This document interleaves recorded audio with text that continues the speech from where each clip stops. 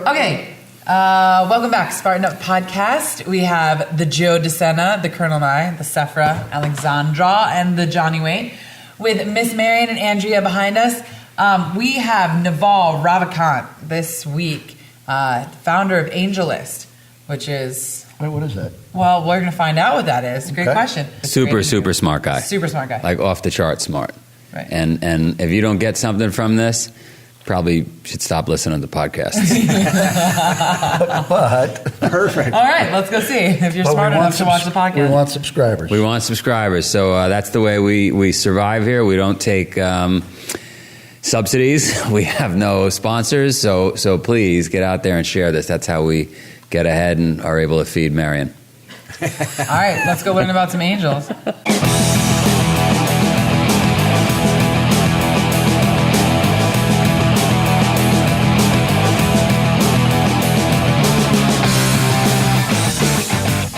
We are here, Spartan Up Podcast in Malibu with Navarro Ravikant, the founder. Did I say that right? Close enough. Close enough. The founder of AngelList, which is a giant business. I mean, global. Yeah, we're kind of a website that helps startups raise money, find talent, and find customers. And started that in 2010. But you more crushed as a side it. project. Yeah, more built it up as a business starting in 2013. Now we have got tens of thousands of startups on the platform, over 1,000 that have raised money. We've got 10,000 that have hired. We've got millions of people on there looking for jobs. And we also have a property called Product Hunt, which basically helps companies launch to their customers. So with me, there's no plan on these podcasts. Sure. We just start going down certain roads. What's interesting, what I just heard was you have had the opportunity to talk to a lot of potential startups. What's the what would you say the key differences are between success and failure? Like what does one startup have versus one that doesn't make it have? Luck is a big one. Timing is everything. Right. But you kind of make your own luck, if you stay at it long enough. So I see entrepreneurial efforts often fail, but good entrepreneurs don't fail because they stay at it. Right. I don't believe in this model where you basically pick something to do and then you struggle at it your entire life. I think rather a lot of life is about finding what you're meant to do uniquely. I mean, the combinatorics of human DNA are staggering. You've got 7 billion people on this planet. Right. You're never going to meet any two people who are even vaguely alike and can substitute for each other. So every human being is unique. And what you're going to be amazingly good at is the thing that you do for fun, the thing that you're passionate about. No one can compete with you on something that you find entertaining, sure. Right? No matter how much hard work they put in, because for you, that's not work. Right. I consider the definition of work to be the set of things that you have to do that you don't want to do. And if you like what you do, then it's not work. All right, but even if you really love what you're doing and it's not work, you've got to... I still have to get on the computer all day and answer 600 emails, even though I love Spartan. Yeah, right. So when I say there's the old saying like if you love what you do, you'll never work a day in your life. It's a little exaggerated. It's more aspirational. Sure. Of course, there's all kinds of things you're going to have to do that you don't necessarily want to do in the short term, but it's for a greater cause, for a mission that you believe in. But I would say definitely, this all comes out of desire. We want certain things. We make sacrifices to get those things. You can basically get anything you want out of life as long as it's one thing. That's my learning. If you want to be, rich, you can be rich. You're going to spend your entire life trying to be rich. That's what you're going to work on. You want to be happy. You can spend your entire life being happy. You'll get it. That's what you'll work on. The problem happens when we have multiple desires, when we have fuzzy desires, when we sort of want to do 10 different things and we're not clear about which is the one that we care about. So I would argue that's a great point, right? Because you want to have a happy family life. Mm-hmm. You want to be rich. You want to be happy. Yeah. Can't have everything. Can't have everything. I would suggest that you basically pick one fervent desire that you have above all else. Right. Find a way to reach that desire where it doesn't feel like work. You enjoy the thing that you're doing so much and on a general high-level basis that it won't feel like work. Then you'll outcompete everybody else. Right. I think most of life is about searching. It's not about doing. People spend too much time doing and not enough time thinking about what they should be doing. Right. Like, for example, finding your spouse, right? The way we treat it is we start dating somebody and then we're like, oh, it's not working out. Maybe I should go into therapy. Maybe I should try harder. And it's round peg, square hole. But the reality is now there's 7 billion people in the world. There's dating sites everywhere. You'll probably meet a total of 100,000 people in your life. You barely scratched the surface. So spending time in a relationship that's not working, struggling to make it work is wasted time. It's like Google search. You should hit the back button and try the next result. And technology enables that. I think that's true of work also. You grow up saying... You just instantaneously created 1 million divorces. Possibly, but then in the future I've created 1 million stable single There you go. marriages, There you go. right? So it's You need the angel. You need the angel list of dating. I mean, Tinder is out there, right? Right. And there's a bunch of others out there. Tinder's not the only one, but it's a good one. But in general, I don't believe anymore in this model of struggle. I believe in a model of flow. It's funny. I have another. I assume you're from India. Yes, long time ago. I have my best friend is Indian, and him and I battle over Spartan because everything is about struggle and fight and going over obstacles. And he's always like, "Why does it have to be that way?" he tries to avoid it completely. The best warriors are the ones who find it fun. You know, it's like Jocko Willink. You know, that's his life. That's what he lives for. That's if I were trying to compete with that, I would lose horribly. So I go back to this idea that most of life is a search for who and what needs you the most, and who and what you need the most. And when you find that fit, it just works. How do you find it? Just keep looking. It'll feel right. There's lots of data points. You know, it's like... But you're sitting on the couch right now, back up, right? Yeah. 10, 15 years ago, you're sitting on the couch, and you don't know what you want to do with your life. So for the person out there, that's the big struggle. I think for everybody, there is something that they do that other people think is work, but is effortless for them. Their friends will basically say to them, like, "Oh, I can't believe you can just do that without hating it." Right. Everyone's got something like that. Right. And whatever that thing is, you can build a career out of that. That's the beauty of being such a large planet. Because if you're that good at it, you probably love it. And you're going to be better than anybody else because you'll be doing it for fun when they're doing it for work. And eventually they'll tire out when the results aren't there and they'll give up. And a lot of the results now, the world is a very efficient place, right? There's lots of podcasters, there's lots of runners, there's lots of TV shows, there's lots of writers. The world is very efficient. So the people who succeed are the ones who are irrationally passionate about something. So they're not doing it for the money. But you just need to be patient. This is the problem. It takes 10 years to build a career in anything. It takes 10 years minimum to raise a child. It takes 10 years minimum to build a business. It takes 10 years to build a career. I think you're awesome because I built 3 main businesses in my life, and each one of them I didn't get paid for about 8 years, right? And so people will say you're crazy, but I feel like it's about an 8 or 10 year thing. Minimum. Yeah, because the world's an efficient place. There are no get-rich-quick schemes. Yeah. If you see a get-rich-quick scheme, that's somebody else trying to get rich off of you. Right. That's a good one, too. You're like a wizard. I tweet a lot, so Twitter forces me to gather my thoughts in 140 characters. Right? Exactly. I hope you're not sitting still while you listen. If you are, you better get a burpee break in.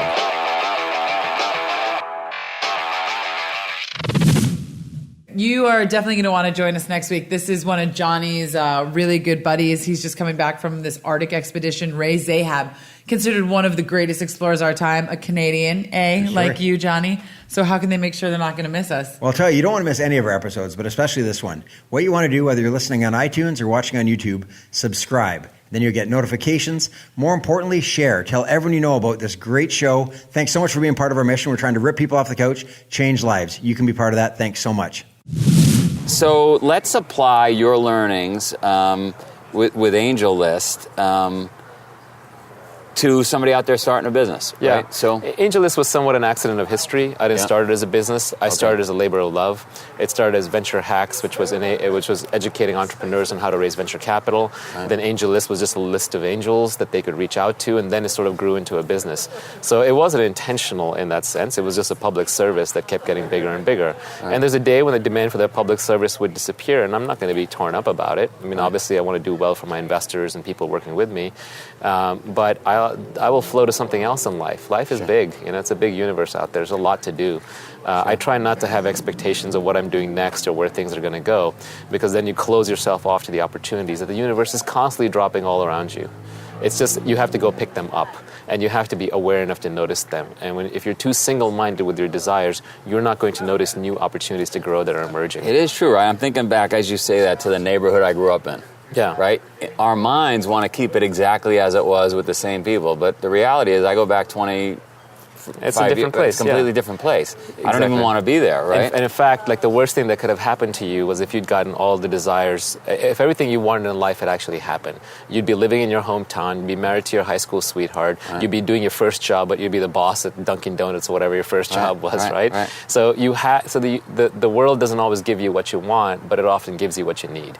And for that, you just have to be willing to accept that, maybe this is not the right place or the right time for me, and I just need to move on. And that's the patience thing. Flow. I would call it just flow. Patience is hard. I'm not the most patient person either. So these are some I of noticed these, there was a few minutes we had to wait for the podcast. You were like raring to go. I'm ready because life is short. I'm dying every minute at a time, right? Sure. We've been dead for 13.5 billion years. That's a lot. That's how long from the Big Bang till now. Yeah. Universe will be around 70 billion years. You're around for 50, 70, 100 years. It's a blink of a firefly in the night, one time, right? You're just barely here. So you got to make the most of every minute, which doesn't mean that you chase some stupid desire for your entire life. What it means is that like every second that you have on this planet, it's very precious, and it's your responsibility to make sure that you're happy and you're interpreting everything in the best possible way.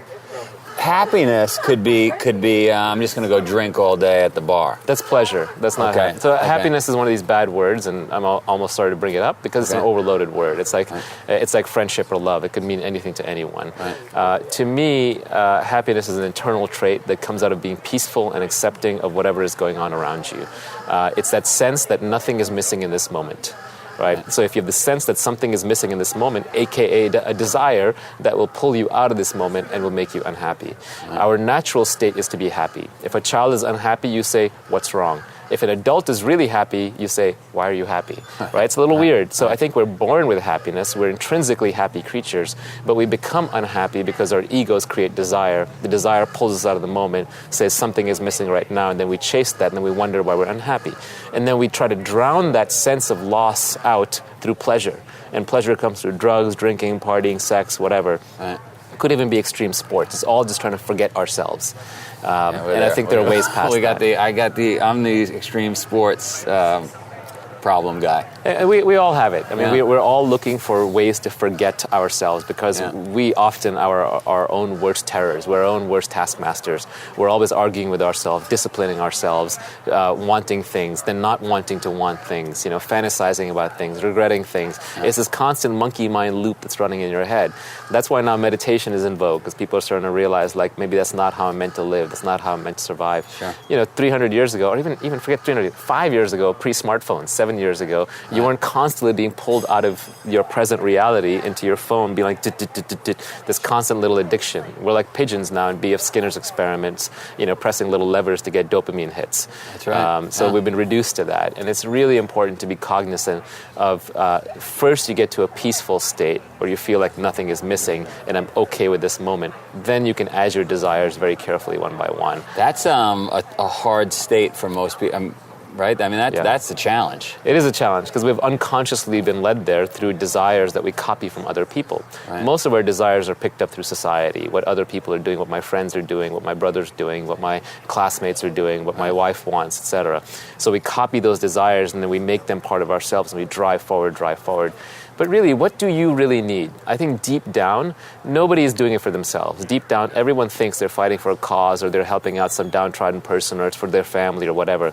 But when it comes down to what you actually need, you need a little bit of food, a little bit of water, a little bit of place to put your head. What do I say all the time? I'm not crazy. Right. I'm with the smartest guy on the planet right now. And I'll tell you what, when I started doing these crazy races, right? Yeah. It became clear one day. I was like, this is the most peaceful place ever because all I want is water, food, and shelter right now. Yeah. I don't want anything else. I'm not chasing anything. I just want water, food, and shelter. That's right. And I couldn't really describe why that was so peaceful, but you just nailed it. And that's what everybody wants. Right. And then that's it. But we get away from that. Exactly. Right? We create these constructs of desire that we copy from each other on top.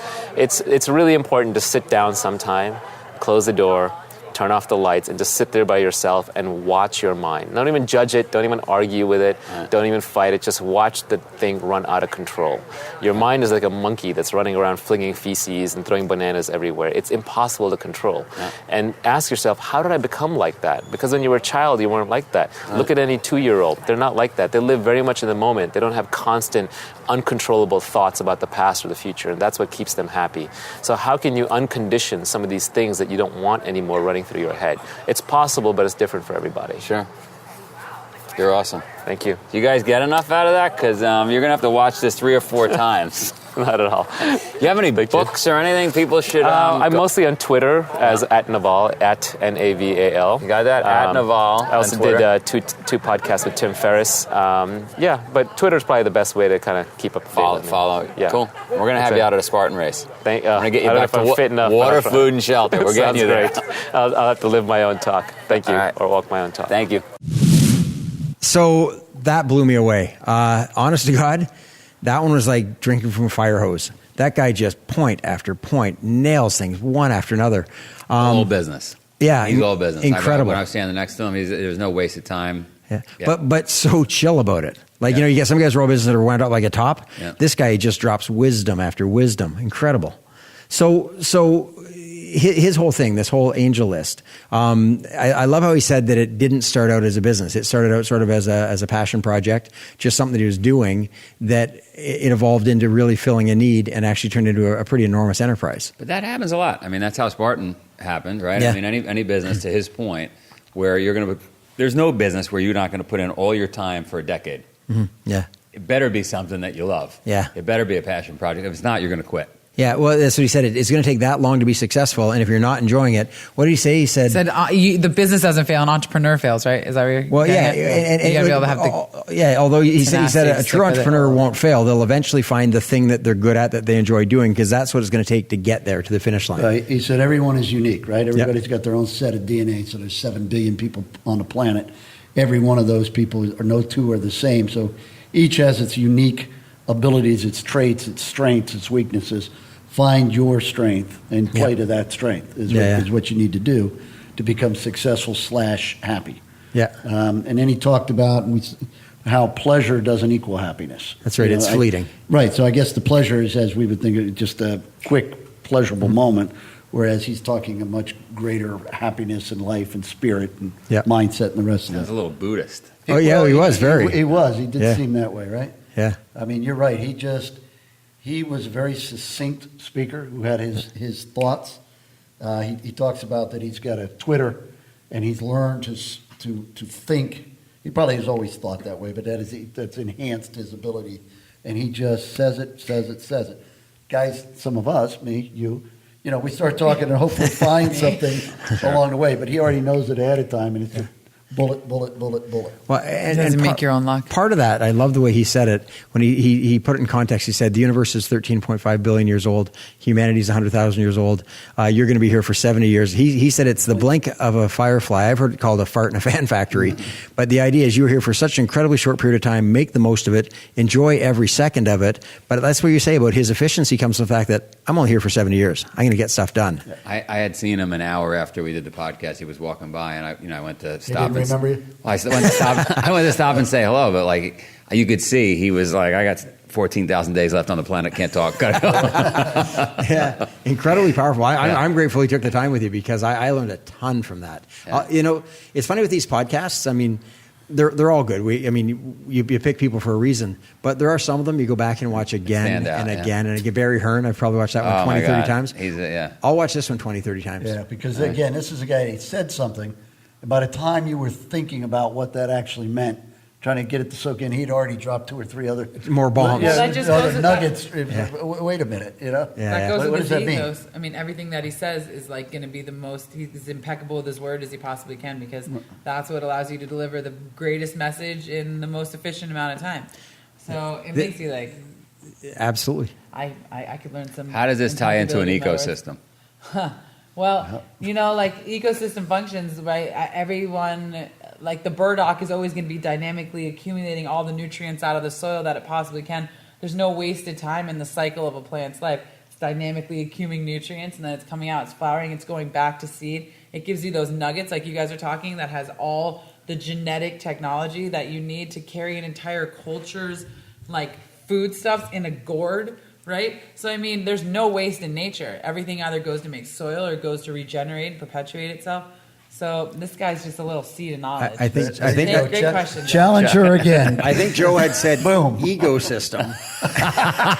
And speaking of the ecosystem, It's not my did you say ecosystem? no, I'm kidding. kidding. But no, he did say So ecosystem. hard. But it's funny. I was actually thinking ecosystem, and the idea when he said, I don't pretend that I'm the most important person or this is the most important project. This is great, but somewhere along the way, someone will come along and do something better. This will peter away, and I know that's going to happen. And I just Great trust. mindset. Yeah, and very hard mindset, but awesome. Yeah, to not be attached to his own success, and so you know, speaking of ecosystem, it's the idea of, and then I'll find something else, and that we find the universe will continue to provide, which is pretty amazing. So. But again, like so many people that we've been talking to this season are like these great networkers and connectors, right? And so with our new ecosystem that has so many startups, I mean, maybe there were always a lot of startups, but it seems like now within the business ecology, like every single person has a new great idea to fill some niche that hasn't been fulfilled.